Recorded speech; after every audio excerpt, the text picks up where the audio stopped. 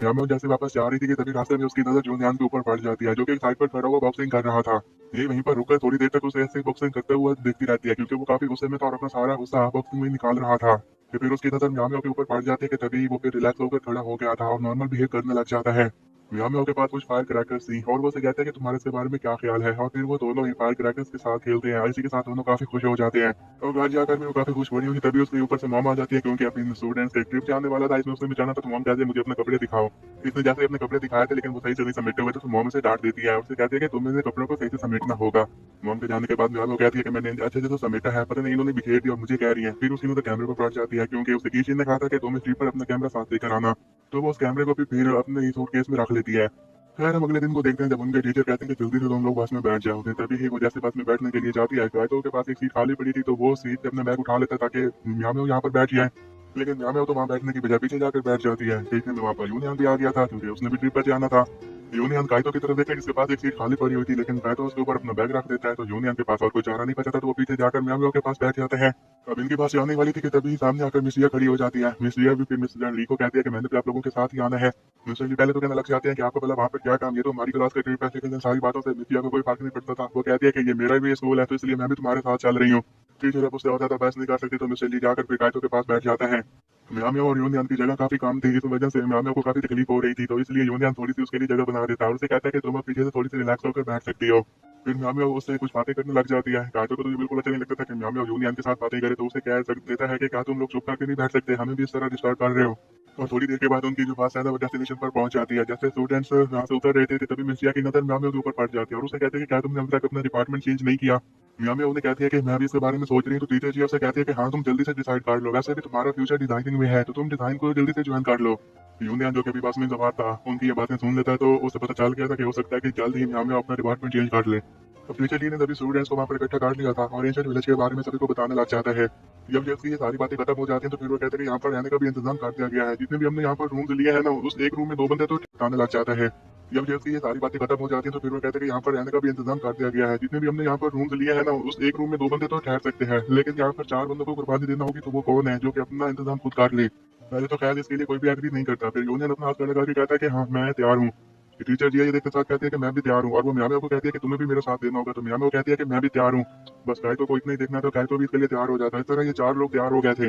इस बात को खत्म होने के साथ ही फिर म्याओ को किचन की कॉल आ जाती है, जो कि उसे ये कहते हैं कि क्या तुमने अभी तक फोटो खींचा, क्योंकि वो चाहती थी कि वो अपने कैमरे से काइतो का फोटो खींचे। इसी पर वो फिर काइतो का फोटो खींच लेती है। उसके बाद फिर वो एंशिएंट विलेज में आ जाती है, वहां पर फोटोज वगैरह खींच रही थी और उससे ये भी कह रही थी कि मेरी जो फोटोग्राफी है ना काफी खराब है।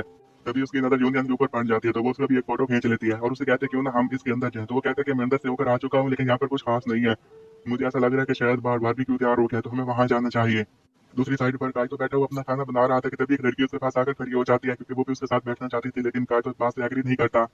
कि तभी ही उस लड़की की नजर म्याओ पर पड़ जाती है, जो कि यूनियन के साथ आ रही थी। उसे कहती है क्या तुम जानती हो ये फैशन डिपार्टमेंट को जल्दी ज्वाइन करने वाली है। तो इस पर काइतो थोड़ा सा हैरान हो गया था। अब म्याओ बैठी खुद से ये कह रही थी कि लगता है कि मेरे कैमरे का फोकस ना काफी खराब है। कि तभी ऊपर से यूनियन उसकी ये बात सुन लेता है। उसे कहता है तुम अपना कैमरा मुझे दे दो, मैं इसमें थोड़ी बहुत सी सेटिंग कर लेता हूँ, जो कि तुम्हारी काफी हेल्प करेगी। और वो उसकी खींची हुई फोटो चेक कर रहा था कि उसकी एक नजर ना काइतो के फोटो के ऊपर पड़ जाती है। इसी के साथ ही वो वहां से चला गया और उससे कहता है कि तुम्हारे जो है ना ये कैमरा इसकी बिल्कुल सेटिंग सही है। म्याओ ने जैसे अपने कैमरे को देखा था, उसके ऊपर काइतो की फोटो थी, तो समझ में आ गई थी कि शायद यूनियन ने उसे देखकर गलत मतलब समझ लिया है। तभी ऊपर से काइतो आ जाता है और उसने वो जो खाना बनाया था वो उसे देता है। तो फिर वो उसे ये भी कहने लग जाता है कि तुम मैंने सुना कि फैशन डिपार्टमेंट ज्वाइन करने वाली हो, तुम ऐसा मत करो, मैं तुम्हें बुली नहीं करूंगा। लेकिन तब तक तो वो जा चुकी थी। जिसे पीछे देखता है कि वो वहां पर नहीं है, इसी के साथ ही वो हैरान हो जाता है।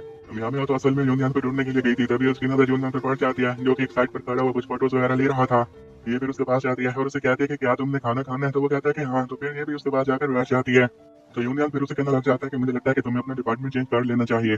मियामी कहती है कि मेरे लिए अब आर्किटेक्चर को छोड़ना काफी मुश्किल होगा। तो इस पर यूनियन उसे समझाने लग जाता है कि मुझे बचपन से ही आर्किटेक्चर का काफी शौक था। मैंने सिर्फ इसलिए ज्वाइन नहीं किया क्योंकि मेरी मॉम ने ये काम किया। और वो उसे भी एडवाइस देता है कि जहाँ पर तुम्हारा दिल लगे ना तुम वहीं पर काम करो। खैर वो दोनों वहीं पर बैठे हुए बातें कर रहे थे, ऊपर से कायतो आ जाता है। और वो जब कहता है कि सारे स्टूडेंट जा रहे हैं, तो इस पर वो जल्दी से अपनी जगह पर उठने लगता है। तो उसका जो जूता है ना वो पानी में गिर जाता है। यूनियन ये देखते साथ ही अपना जूता उतार कर उसे देने लगता है कि इतने में कायतो उसे उठा लेता है। गाय तो फिर उसे ये भी कहने लग जाता है कि तुम अपना जो डिपार्टमेंट है वो चेंज मत करो। मैं तो तुम्हें पहले बुली करता था ना, मैं तुम्हें बुली नहीं करूंगा। म्याऊं म्याऊं को काफी अजीब लग रहा था, वो उसे उतारने से कहती है, लेकिन गाय तो कहता है कि नहीं नहीं, मैं तुम्हें तो बिल्कुल नहीं उतारने वाला। खैर अगले सीन में हम देखते हैं जैसे अपने रूम में जाती है ना, तभी इसे अपने जूते में एक कार्ड मिलता है। उसके ऊपर ये लिखा हुआ था कि यूनियन की तरफ से ना म्याऊं म्याऊं को जो फूल भेजे गए थे, जो कि उसे लगता है कि उसने शायद सीनियर को दे दिए थे। तो इस एड्रेस की वजह से पता चल गया था कि असल में फूल तो इसके लिए थे। इसी के साथ ही काफी खुश हो जाती है। फिर ऊपर से टीचर जिया भी आ जाती है और उससे कहती है कि अब सोने का वक्त हुआ, चाहता है तुम ये क्या कर रही हो। जबकि दूसरी साइड पर टीचर ली के साथ काइतो और यूनियन भी सो रहा था। यूनियन को खराटों की वजह से नींद नहीं आती, तो वो उठकर बाहर आ जाता है। म्याऊं म्याऊं को भी अब बाहर उठना पड़ गया था, क्योंकि उसे बाहर दरवाजे पर ना कोई दरवाजा खोलने की आवाज सुनाई देती है। तो वो बाहर आते ही यूनियन को देखती है, और जब उससे पूछते हैं कि क्या सीनियर दरवाजा आपने खोला, तो इस पर वो कहता है कि नहीं। अब दोनों दरवाजे की तरफ आगे बढ़ने लग जाते हैं। म्याऊं म्याऊं को इस दुनिया से काफी डर भी लग रहा था। अब वो दोनों जैसे दरवाजे के करीब पहुंचे थे ना, तभी ऊपर से काइतो आ जाता है और काइतो उन दोनों को कहता है कि तुम रात के इस वक्त यहाँ पर क्या कर रहे हो। इस पर जब म्याऊं म्याऊं कहते हैं कि क्या तुम्हें यहाँ पर आवाजें नहीं सुनाई दे रही, तो वो कहता है कि क्या तुम पगला गए हो, चलो अंदर चलते हैं। पीछे तो एक लड़की की आवाज सुनाई देती है, जो कि निहाल कह के पुकार रही थी। इसी के साथ ही तीनों काफी डर गए थे। यूनियन जब ये कहता है कि काइतो और मैं जाकर चेक करते हैं, तुम यहीं पर रुको, तो इस पर म्याऊं म्याऊं कहते हैं कि अगर मैं यहाँ पर रुकूंगी तो मुझे और ज्यादा डर लगेगा, मैं तुम लोगों के साथ ही चल रही हूँ। खैर वो तीनों ही थोड़ा सा आगे बढ़े थे कि तभी उनकी नजर एक औरत के ऊपर पड़ जाती है, और वो उसे देखते साथ ही कहते हैं कि तुम यहीं पर रुक जाओ।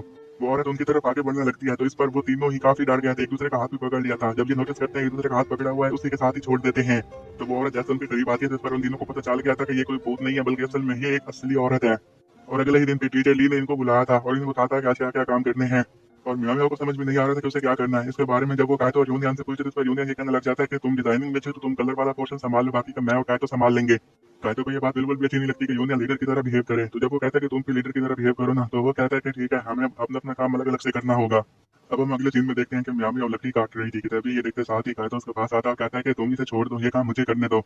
म्याऊं म्याऊं पीछे तो नहीं हट रही थी। तभी यूनियन उसे बताता है कि इसे किस तरह काट करना है, तो वो जो मेथड यूनियन ने उसे बताया था यूज करती है, तो वो काफी इजी था। इससे उसे थैंक्स कहती है।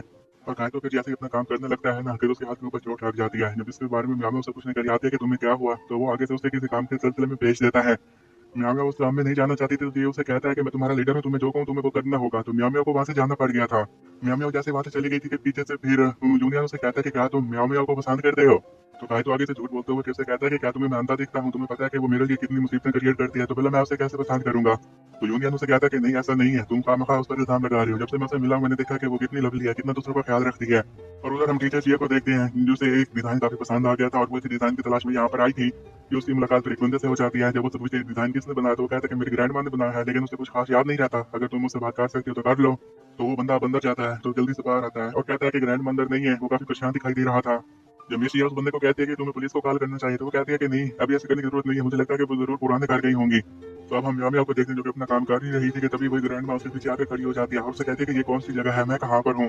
तो यहाँ पे उन्हें देख कर ही थोड़ी सी कंफ्यूज हो गई थी और इसके साथ ही एपिसोड यहीं पर खत्म हो जाता है।